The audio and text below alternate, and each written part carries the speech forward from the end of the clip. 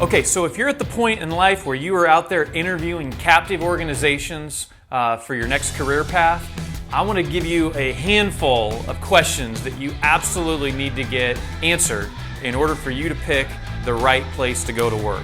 My name's Jeremy Smith, and over the past 16 years I've been an agent, a manager, an owner-operator, and for the last 6 years a business coach traveling the country to help insurance agents grow their practice. And today I'm going to try and help you grow yours. If you've been on YouTube before, then you know the game. Please hit subscribe and ring the bell. So over the last 16 years, I have interviewed hundreds, probably thousands of insurance agents. And I want to go through with you a list of really key questions that if I was in your position interviewing for a captive organization, I'd want to find out. The first question right off the bat seems pretty simple, but how long have they been in business? Have they been in business long enough? Do they got things figured out? Or are they still practicing on agents? I want to know some stats and some facts. I want to know how many agents do they have? I want to know how much production those agents are doing, how much commission on average their agents are making. That's a big one. I want to probably know the tenure and the retention of those agents. Here's a great one, a great question to ask. And a lot of them will give this to you.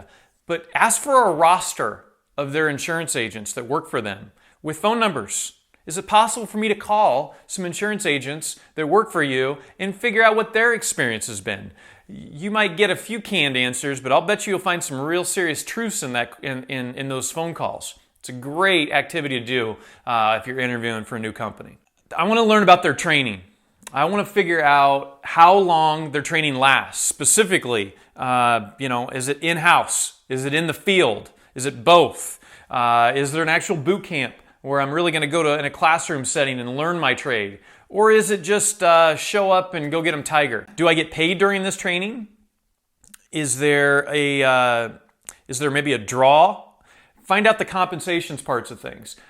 And I also want to figure out, after I go through my training, get into the field, and I'm really into this gig, when am I going to start actually getting paid? On average, when's my first check going to come? So let's talk about marketing for a second.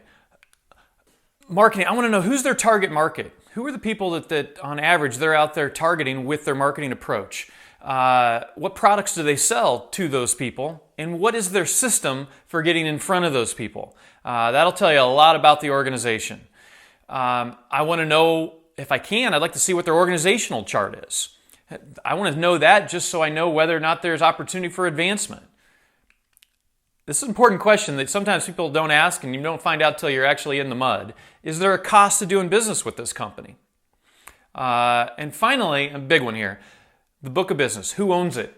If I go and work for you and I work for the next 3 years building a whole big client list and decide to leave, who owns that book of business? A lot of times it's going to be the captive agency, but I'd ask that question and want to know that before I went into business with them. I'd also want to know, if I sell products to those people, are my commissions vested? Is the residuals vested? And how long do I have to work there before I'm 100% vested in those residuals? So, final wrap-up thing. I want to make a big point to you here. This is so important. If you're going to go work for a captive insurance agency, I want to tell you one of the dirtiest little secrets in our business. Okay? There is a lot of great captive insurance companies out there, but there's some bad apples too. Actually, there's quite a few bad apples.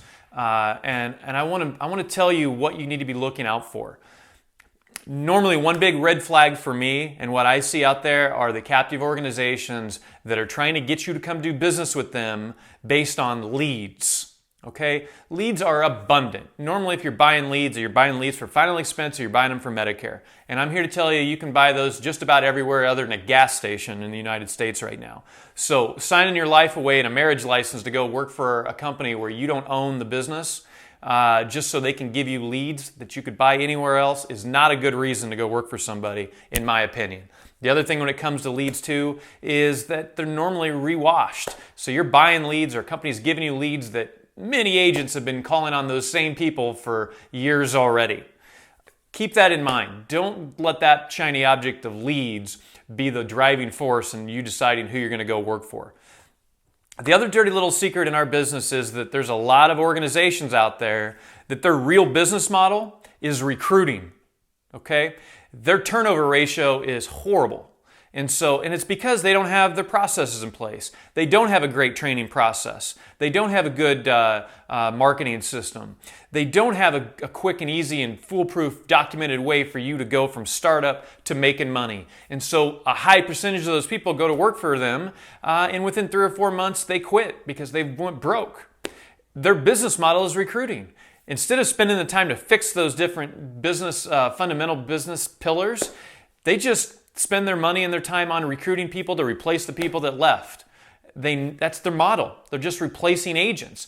They know that those people go sell policies for them for 3, 4, 6 months, starve out, go somewhere else or a different career. They now own the book of business on everything they sold. Bye-bye, I just replace you with another stick of mud.